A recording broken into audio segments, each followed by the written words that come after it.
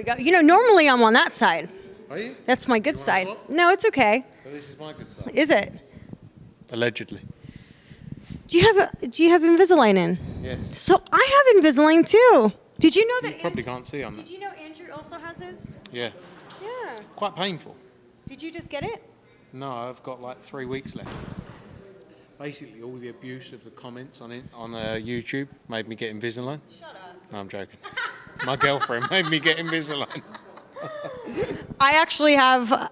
Do you have these? No. Straight on. I have another Why version did of you not have to? Invisalign. It's not the brand Invis, it's another version, just slips straight on. Oh, okay. Because I Yeah. have these, and sometimes it looks like I have, like, from an angle, it can look like I have funky teeth, like ridges. Yeah. You know? No, I don't have that. Okay. Apparently that's quite painful. It's not painful, it just makes it tighter. So when they put it on, it's like really. Yeah, okay. Anyways, we're over here talking about Invisalign. Anyways, fight fans, Buy Invisalign online now. we're literally spokespeople for Invisalign. Yeah. I'm Yeah. gonna put the promo code below. Anyways, Frank, how are you? How are you doing? I haven't spoken to you for a while. I'm great. Delighted to be here in Miami. It's been a busy period, non-stop. Just come back from Uzbekistan, then show in London with Conor Ben, and now here in Miami. So it's all good. Great to be here. You're still young, so you still have like that that energy, that bounce back, as we say. Is that what we call it? Yeah. I don't feel young, but I am young. I think what classes me as young? You're still in your 20s. Yeah. Oh, please get out of here. Yeah, that's young. Okay, we'll take that then. I'm still young, still have that bounce back ability, you call it.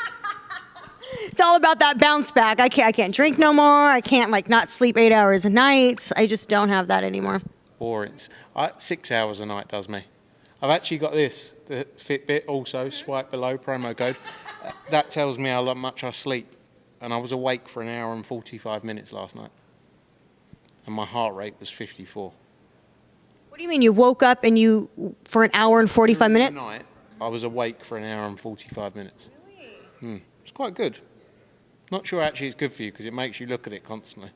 I got a 70 out of 100 sleep score last night. Don't know what that means. After this, seriously, I want you to show me how that works because my mom bought me one for Christmas. And if I'm honest, the only thing I really pay attention to is how many steps I took that day. 8,181 so far. And 2,500 calories burnt. Okay. And it's only 4:30 in the afternoon. Wow. So, anything's possible. At least you're busy and on the move. Yes. Rather than busy and sitting and going nowhere. I've got some earpods as well, swipe below, Apple. And I've started walking around doing phone calls. So, trying to hit 10,000 steps. Seriously, you're going to have to get some sort of sponsorship deal out of all of these drops. The hat is Callaway Golf. The top Zara. Under Armour golf shoes. Oh, man. Anyways, we're here in Miami. Demetrius Andre versus Liam Williams.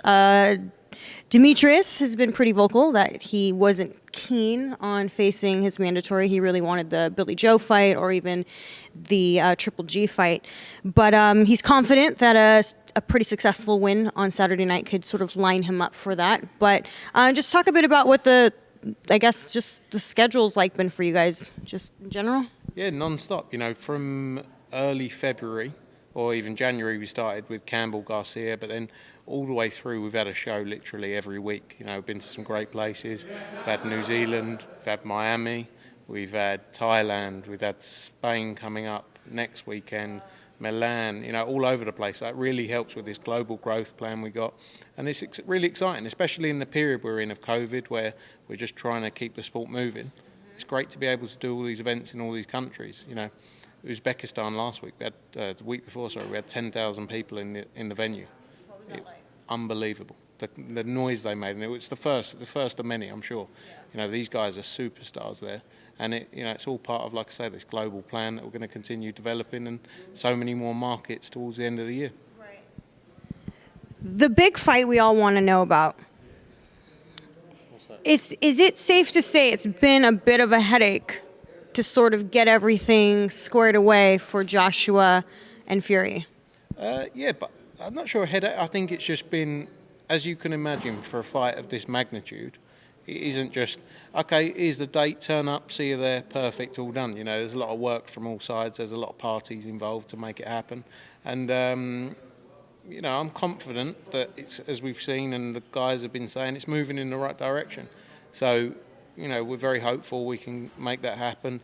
There's been a number of proposals put together, and you know, I think I'd hope in the next few weeks we'd be in a better place to come out publicly. But there's a lot of work going on every day in the background, and you know, our aim is to get the fight on.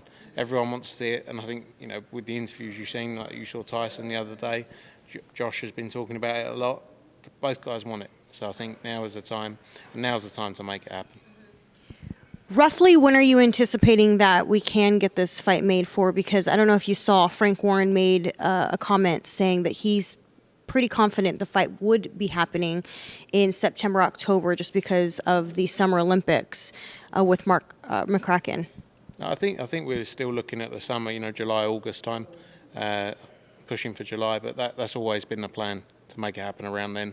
I haven't seen Frank Warren's comments, but you know, sure all the teams are working to. Everyone knows. It's called him Mark, by the way. Mark Warren. Rob McCracken. I said Mark McCracken. Sorry. Mark Warren and yeah, no, we're working towards it. So I think the key point is that everyone's pushing in the same direction now, and the fighters are up for it, and that's what we need to, you know. And now we just need to work through the detail. It's not like a click your fingers and it's done, but I think we're going in the right direction.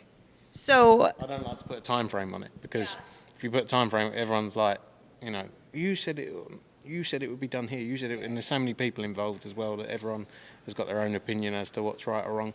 But just rest assured that everyone's working towards it. right. Tyson Fury sort of said like Tuesday was the deadline for him. He was like, if I don't hear back, or if I don't, you know, I don't think he necessarily meant if it wasn't signed, sealed, delivered by Tuesday, but if he didn't get what he needed to get, basically in his emails or on a phone call by Tuesday, he was going to move on. I mean, have you guys spoken with Fury's camp prior to that to sort of iron out the details that he's basically requesting be made as soon as possible? I think, yeah, look, we're talking constantly, so we're all, like I say, again, moving in the right direction. I haven't heard anything more from him since Tuesday. He's quite a vocal character, so I'm sure if did you see the video of him dancing on his couch? Yes. Okay, so maybe that's a sign that there's good news. Hopefully there's good news. No, but I think, again, there's a lot of work that needs to go into it. So it's not just a case of, here it is, bosh, you know, and all the details need to be worked through by a number of different people, and we're doing that. And like I say, we haven't heard anything bad from him yet, so maybe he got what he wanted on Tuesday. Lord willing, because I mean, I could just imagine what people are going to be saying if, God forbid, we got some other type of news, because I think everyone's really just sort of holding their breath on this one. Is the UK just completely off the table at this point due to COVID for where it could potentially end up? I think, look, UK would be great as well, but there's a lot of restrictions still in place. You know, the Euros, there's been some press releases around the Euros, the capacity for that at Wembley, I think they're looking at 25% for the earlier games. But I think it's very difficult to plan right now. There's no set answer yet to say, right, if you do it in July, you're going to get 100%. We'd all push for that, but you can't guarantee it. It's out of our control. You know, as promoters, we can't do any more. So, you know, maybe unless anything dramatically changes over the next few days, I think, you know, UK would be very difficult. But let's see what happens. Tyson Fury's officially back in camp. Is Anthony Joshua back in camp? Yeah, I don't think he's left camp. I think he's been, you know, he's you know what AJ's like. He's a true professional. He's been training throughout, and you know, he's always staying ready, always staying fit. So I'm just curious, of all the events that you've worked, which one would you say that stands out the most to you for whatever reason? Just the most memorable. It could be for any reason, really. Saudi Arabia, because there was so much work that went into it. It was quite a nice moment when it all came off, and there were so many bumps along the route. Like I was talking about the other day, we had a thunderstorm, rain, you know, on the night of the show. Could have been cancelled, could have been moved, and it hadn't rained in the whole time I've been there for 5 months until that day. So That was a big one to get over the line. You know, we've done so many huge nights. The problem is they all sort of mould into one. You go week to week, that it's like, right, next show, on to the next one. And there's always problems, there's always things going on. So you don't always get the chance to sort of sit back and go, wow, that was quite amazing. But we're lucky that we've done a lot of great things, and there's a lot more to come. You know, this is just really the start of what we're doing. Speaking of Saudi Arabia, have you seen Andy Ruiz's body transformation? Yeah, he's good. I like the pictures like that, isn't it? Shows, you know, really. Do you think it's the angles? I mean, to be honest, I'm fat from every angle, so I don't know if there is angles. If he could give me some tips, I don't know. He looks great. He's obviously training very hard with Eddie Reynoso and the Canelo team. So you know, he's obviously taken. He's got a big fight May 1st, hasn't he, on pay-per-view? So yeah, looks great. Congrats to him. Some people keep going, oh, it's just the legs. I was like, I think he's just showing the legs right now, but he's going to do the big reveal. Before, where it was like his body like that, you know. He does look trim, but you can obviously tell, like, you look at the guys in that gym, they're true professionals, and you know, he's obviously joined them for a reason. So good luck to him. Eddie Reynoso said to me that he would really like to see Anthony Joshua face Andy Ruiz again because he feels differently, that he would be able to be, I guess, maybe not in his exact words, but sort of the difference with training with him, that he'd be able to see a completely different outcome. I know that we have the fights lined up, and I know whoever wins is going to have mandatories and so forth, but is a fight with Andy Ruiz something that you think that Joshua would sort of entertain down the line? Who knows? Another one? You know, I mean, look, there's a very small group of top heavyweights, isn't there? When you look at like the top 10 of the heavyweights, they've been around for a long time. So Andy Ruiz, you know, I think he'd get the win on May 1st. Got some big fights out there for him. You know, you got the likes of Wilder, Dillian White, all those guys. Joseph Parker, Derek Chisora winner. They're all in that mix, aren't they? Where they're all probably going to fight each other over the next sort of year or so. So Josh is going to be around for a long time. So for sure, unless the new kids that are coming through move very quickly, those same group of people are all going to be fighting each other. So we could see it again. Devin Haney. Love Devin Haney. Good guy. Had some words. I'm going to leave it with Devin Haney. He had some words for Ryan Garcia going on and fighting Fortuna as opposed to him. Did you guys ever offer Ryan Garcia the fight in order to try to make it happen? He was mandatory, wasn't he? And he didn't want the fight. Hence why he's fighting Fortuna. You know, sure, he's got his reasons for it, but I think the key reason is he doesn't want to fight Devin Haney.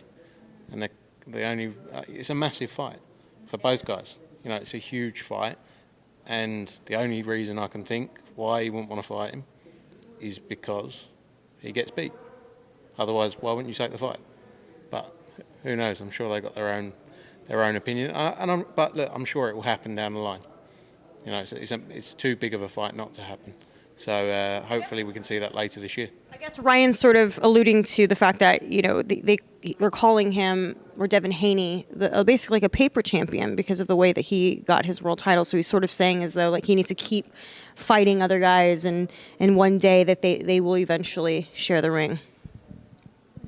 It doesn't really make much sense to me. If he's a paper champion, he should be the easiest one to beat, shouldn't he? So go and get your opportunity to win the WBC world title. But again, I just don't think he wants to fight him. I think he knows he gets beat, and that's why it hasn't happened. But again, maybe, hopefully, down the line we can make it happen. It should be easy. We're both on, both guys are on DAZN on the platform. Ryan, obviously, with Golden Boy. It should be quite a simple fight to make. So, touch wood, down the line, that's the fight Devin Haney would take tomorrow. He'll fight anyone. I think Linares is a great fight for him. But yeah, let's get that on later this year. Lastly, we got Canelo versus Billy Joe Saunders coming up. I think, close to 3 weeks away. A lot of people seem to have this, I want to say it's a misconception, or how do you say it? Am I saying that right? Yeah. Misconception? Yeah, misconception of Billy Joe, where a lot of people are like, oh, he's just not taking this seriously. He just, goofs off too much. He's this, he's that. What do you have to say to people who are writing off Billy Joe and saying that he's not taking this seriously? I think people are saying he's not taking it seriously because of his character, the way he's a funny guy, he's a joker. and that is just the way he is. I think he tore his scrotum, didn't he, early in camp? That was what he was saying, and everyone believed him. But that is just his personality, and you have to sort of take away the two. That the character has got him part of the way he's there, but his boxing skills, are a huge part of where he is, obviously.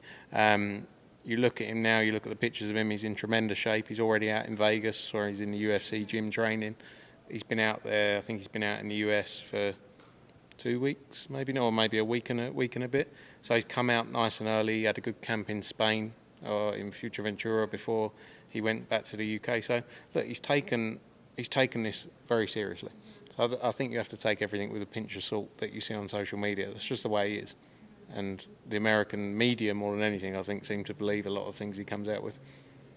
Not saying you, but yeah. No, in fact, I'm always telling people, I'm like, he's just joking. Like, I'm a woman, and I didn't find that apron thing that he did, like, offensive.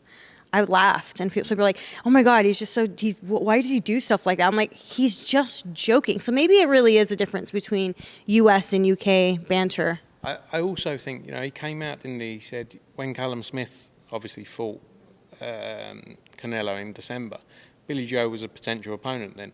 He came out and said, "I'm not going to be ready. I'm not taking this fight if I'm not ready in 100%. So nothing's changed. He's in the same mind frame. He's taken this fight in a time where he feels ready to take it. Canelo, never takes an easy fight, and it's going to be a great night. I can't wait to see what happens. It's a huge night of boxing, and 70,000 people in the Cowboys Stadium is going to be unbelievable." Your guys' deal with Canelo is extended by another fight, correct? Is that the one, or how is it going with him? Because I know that he says he wants to continue working with Matchroom. Yeah, look, it was quite public. We had a 2-fight deal, obviously, with him. It's been a great working relationship. We got on really well, and hopeful we can continue beyond this point as well. I think I think he is obviously up there as the biggest star in US boxing, if not, along with Anthony Joshua, and he's a massive part of our business and has really helped push on our US business especially, and we would love to continue working with him, so fingers crossed. Ultimately the proof is in what's delivered, isn't it? If he likes what we do for him, then he'll stay. If he doesn't, then he'll go, and that's our job to prove it, isn't it? So touch wood, we can continue the relationship beyond here. Well, from the sounds of it, it looks as though he's going to, but I mean, who am I to say? But he has said that he would like to continue moving forward working with you guys, so we'll see. That'd be great. Like I say, great team of people he has around him, and I think we've worked really well together, gelled well together. Got a huge night against Billy Joe Saunders, though, so anything could happen in that fight. But it's a great time for boxing, isn't it? It's an exciting time, even in the tough period the world's going through. The shows that are being put on, hopefully we can make Joshua Fury as well and get that over the line and announced. And, the biggest nights are happening. So, perfect. Well, congratulations on all your guys' success, because you guys are absolutely smashing it, both in basically all over the world, because you guys are branching out. So, moving on up. We're trying. It's only the beginning. I think, it's been a good run. And we never get complacent, and now is to take it to another level. We want to, Eddie's been quite vocal in his thing around making Matchroom boxing the UFC of our sport. We believe we can do it. We believe there's no one better than us, and we're going to keep pushing and grow the sport until 20 years from now, we're doing 300 events a year, one a day, all over the world, and I'm grey and old. Or if my if my heart rate keeps going through the roof, maybe I might not be here. Oh my God, don't say that.